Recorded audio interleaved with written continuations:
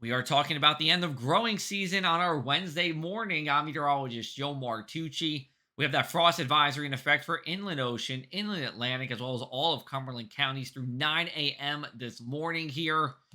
We take a look at how frost actually forms, and you'll see that we don't need to be at 32 degrees for frost to form. It could be 36. But the thing is, when we talk about air temperatures, we're talking about temperatures just about 6 feet off the ground. Because cool air sinks, it can be 32 degrees on the ground here.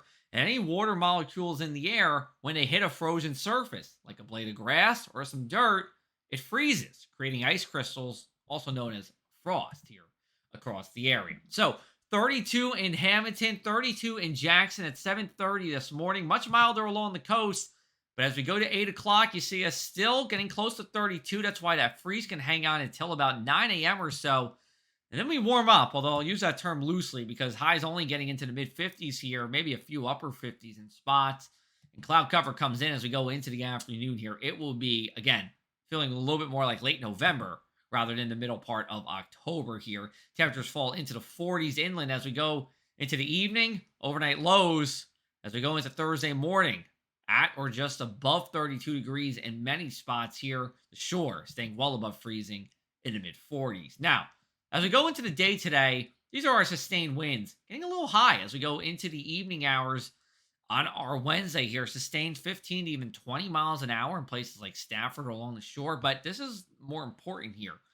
Winds at 7 a.m. on Thursday, still around 5 miles sustained, even 10 miles an hour sustained.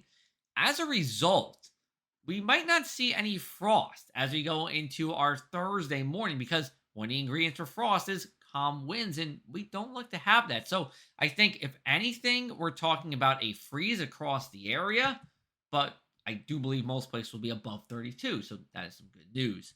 Your daytime forecast here. High temperatures again in the mid 50s here for many inland spots, upper 50s in some coastal locations, even 60 in Atlantic City, but it's going to remain below average.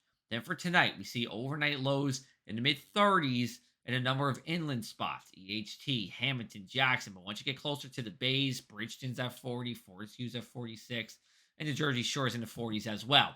Now, that being said, we look at our freeze likelihood. There is still an outside shot that we get to 32 in many of those spots west of the Garden State Parkway.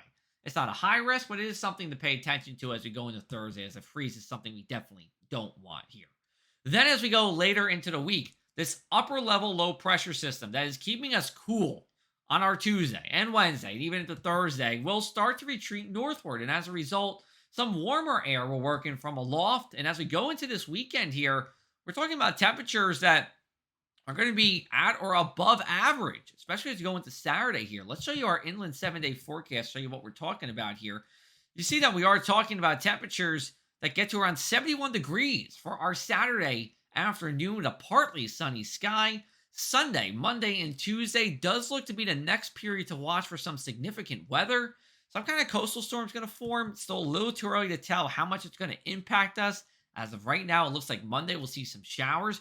Could be talking about tidal flooding then as well. But I'll tell you what, we're going to need until about the Thursday evening forecast to give you a good idea on just how wet and how much tidal flooding we're going to see. We'll talk to you more about that freeze potential on Thursday morning in our evening update. You can follow me on social for the latest or come to our website, pressfacey.com.